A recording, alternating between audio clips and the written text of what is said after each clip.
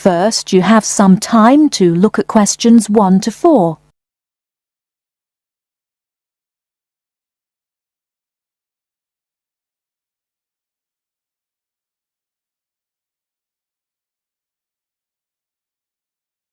Now we shall begin.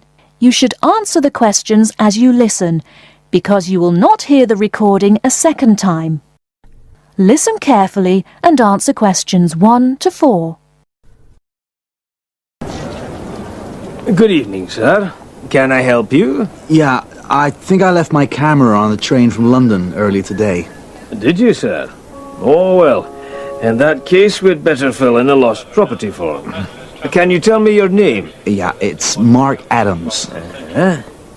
Okay. Your address? You mean in Britain or in the States? How long are you staying? Oh, I've still got a few months in Britain. Okay, then. Can you give me your address here? Right. It's 21 Thames Drive, Leigh-on-Sea. That's Leigh on Sea, Essex.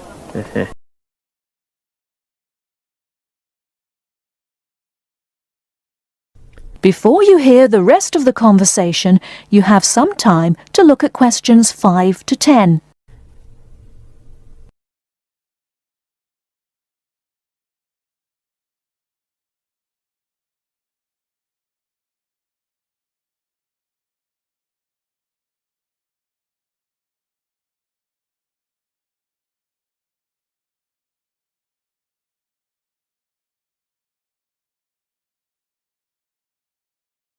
Now listen and answer questions 5 to 10.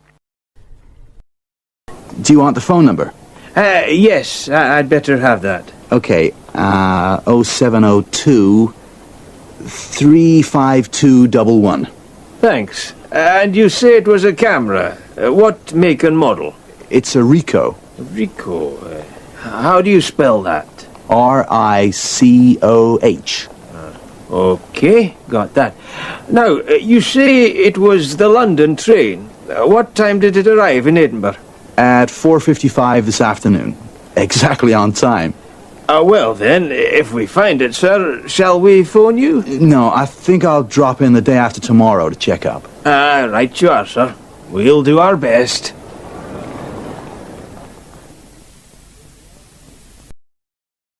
That is the end of part 1.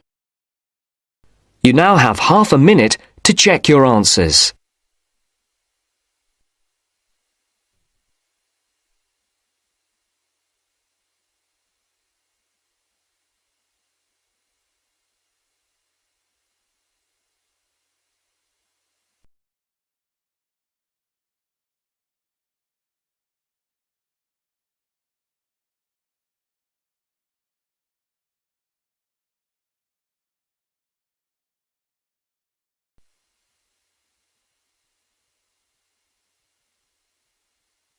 Now turns to part 2.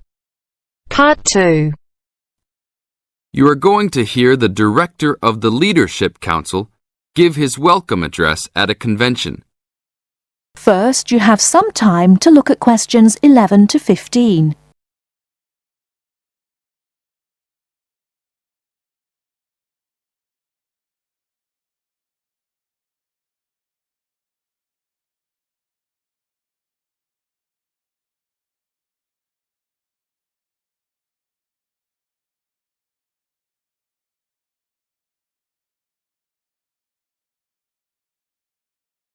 Now, listen carefully and answer questions 11 to 15.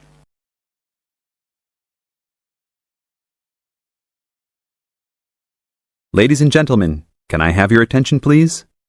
Please find your seats. Snacks will be available all day long. Thank you. Allow me to first introduce myself. I am Joe Steinke, Director of the Leadership Council. On behalf of the Organizing Committee for the 8th Annual Leadership Conference, I welcome you all to San Dimas, California, for a special session on postmodern solutions. We have people attending from as far away as Toronto, New York, and even the Bahamas. Frankly, I wish we had gone to you there. But we're very glad you're all here. Let me say further that this will be our largest conference yet. Registrations have far surpassed our expectations. For the first 3 days, we will be hosting more than 325 participants for lectures and workshops. Another 100 will be joining us for our final 2 days and culminating session on Friday evening. We also have a larger selection of seminars than ever, a total of 32. Because we know that you all will want to attend a few special sessions, we will repeat key seminars each day. So there will actually be 38 sessions. I'm sure you will all be pleased with the content and the quality of speakers.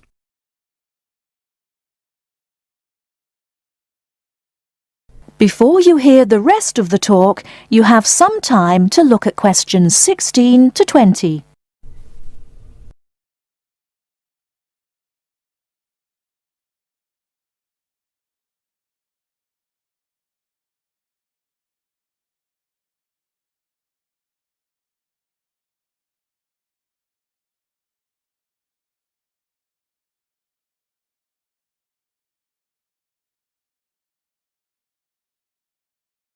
Now listen and answer questions 16 to 20.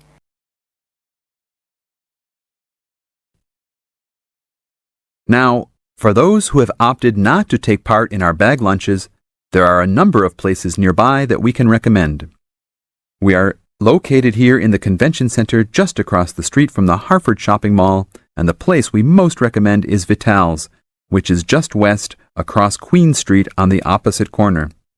Please be careful crossing both streets, however, as we don't want to lose any participants.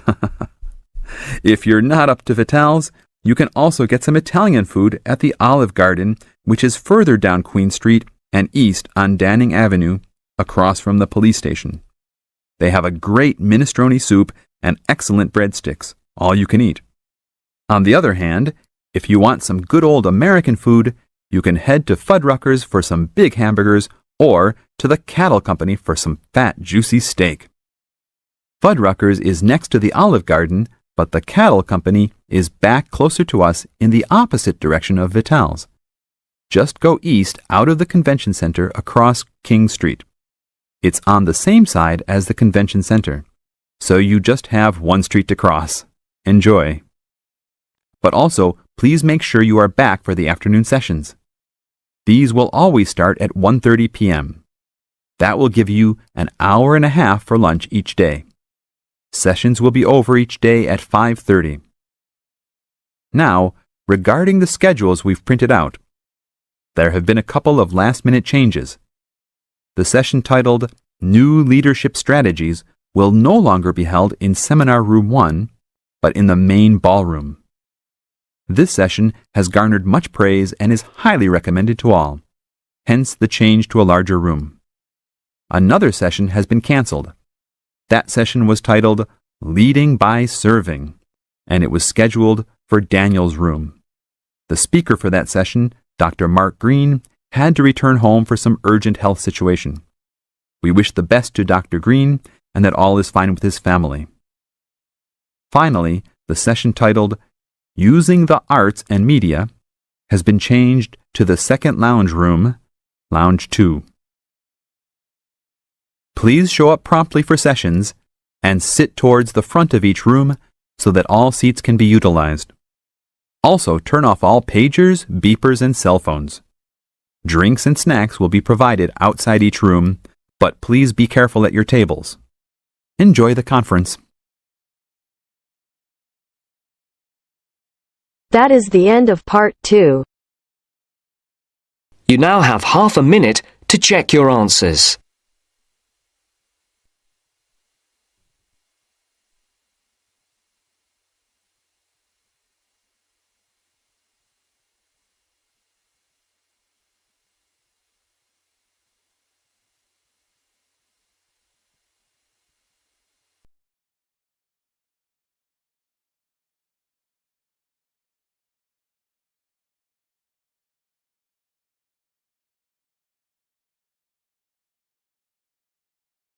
Part 3.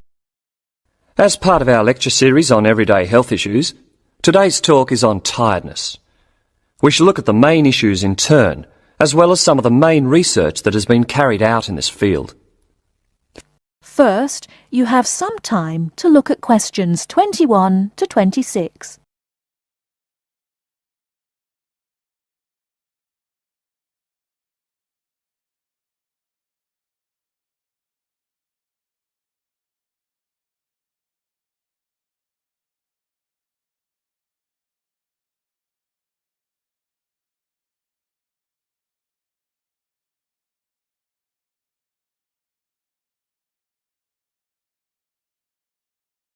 Now listen carefully and answer questions 21 to 26. Good morning. As part of our lecture series on everyday health issues, today's talk is on tiredness. We shall look at the main issues in turn, as well as some of the main research that has been carried out in this field. Firstly, it is clear that tiredness is on the rise. No official data exists on the rate of people reporting to doctors with recurring tiredness, but it's a very common complaint. Research suggests that people are not relaxing properly and often work when they do not have enough energy. Furthermore, products to boost energy are also on the rise. Sales of so-called energy drinks loaded with caffeine and sugar have grown by 23% over the last year. And this is not the only instance of an increase in products claiming to boost energy. Guarana, a herbal stimulant, can now be found in everything from chocolate bars to tea bags. Now let's examine what it is that's making people so tired. Dr. Liebhold, a Sydney GP, has done extensive research into this, and he believes that financial pressures, not taking holidays, and not having time off when you become ill due to fear of losing your job are all common causes. Some of the other suggested causes are low oxygen levels in offices, poor diet, or illness. The problem is that tiredness is a symptom of just about every kind of illness, which makes tracking down the cause all the more difficult. The next question to ask is, are people getting enough sleep? Dr. Mansfield from Melbourne's Epworth Sleep Centre, who specialises in sleep disorders, says insomnia often arises when people are going through a stressful period. Mansfield often needs to re-educate people in how to get off to sleep. He recommends keeping your body clock regular by going to bed and rising at similar times every day, and not drinking too much caffeine. And there is some truth in the old story about having a glass of hot milk before bed. Milk contains the amino acid tryptophan, which has been shown to help induce sleepiness. Turning to the question of why we need sleep, researchers are still trying to answer this fundamental question. Sleep deprivation experiments have shown that after 14 days without sleep, rats will lie down and die. And after only 3 days sleep loss, humans get confused, forgetful, and start having hallucinations. So whatever sleep does, it is important. Before you hear the rest of the talk, you have some time to look at questions 27 to 30.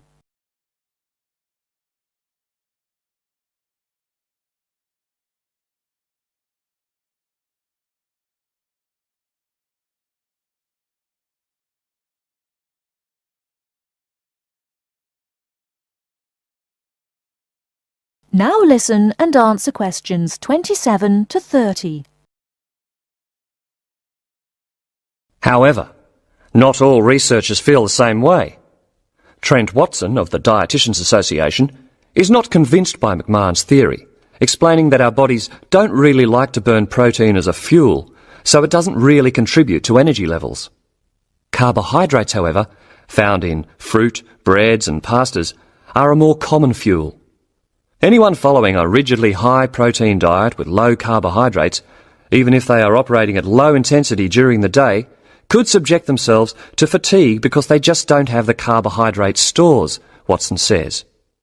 In general, a good way to stay energised from a dietary point of view is to eat red meat, green leafy vegetables and whole grains. These foods give red blood cells the building blocks for optimum performance in their role of delivering oxygen to muscles. To sum up, tiredness is a health problem on the increase, and there continues to be much debate surrounding its causes and remedies. Now, if there are any questions, I'd be happy to answer them. That is the end of part 3. You now have half a minute to check your answers.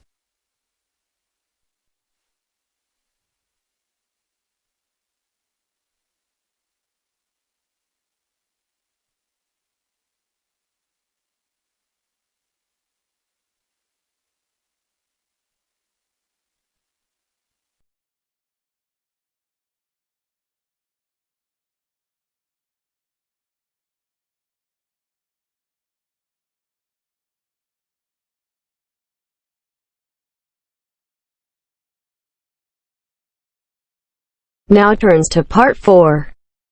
Part 4. You'll hear a teacher talking about several British art galleries. First, you have some time to look at questions 31 to 33.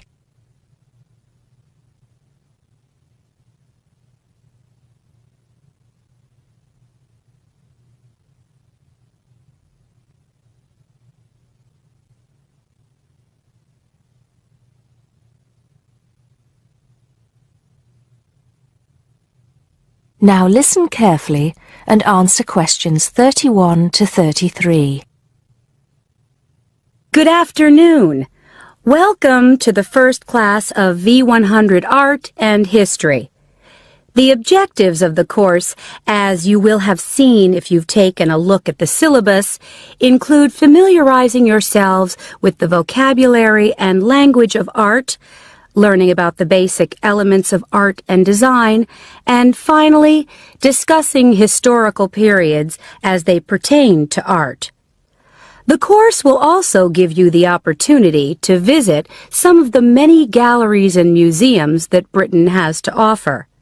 So, having said that, I'd like to spend the rest of today's class talking about 4 of the more important galleries that we will be visiting in the coming year. As most of you already know, or at least I hope most of you know, there are 4 Tate galleries in all. To begin, I'd like to tell you a little bit about the Tate Modern. Tate Modern is located in a very busy part of London called the South Bank. It's close to 2 world-renowned tourist attractions, St. Paul's Cathedral and Shakespeare's Globe Theatre. Now, interestingly enough, Tate Modern is housed in what was a power station built in several stages between 1947 and 1963. It was closed down in 1981 and reopened as a gallery in the year 2000. Tate Modern consists of 5 levels, with the Tate collection being shown on the 3rd and 5th levels. On level 2, the works of contemporary artists are exhibited, while level 4 is used for holding large temporary exhibitions. Since this museum opened, it has become a popular spot for both Londoners and tourists alike. And believe it or not, it doesn't cost anything to get in to see the collection displays. Before you hear the rest of the talk, you have some time to look at questions 34 to 40.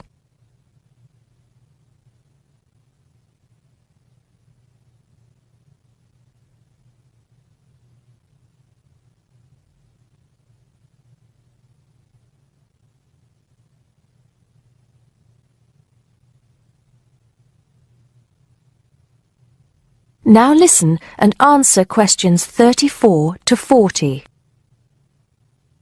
Now, the second gallery I'd like to talk about is Tate St. Ives, which is in Cornwall. It was built on the site of a gasworks, and it overlooks Porthmeor Beach. Tate St. Ives is housed in a 3-story building that was designed by the architects Evans and Shalliff.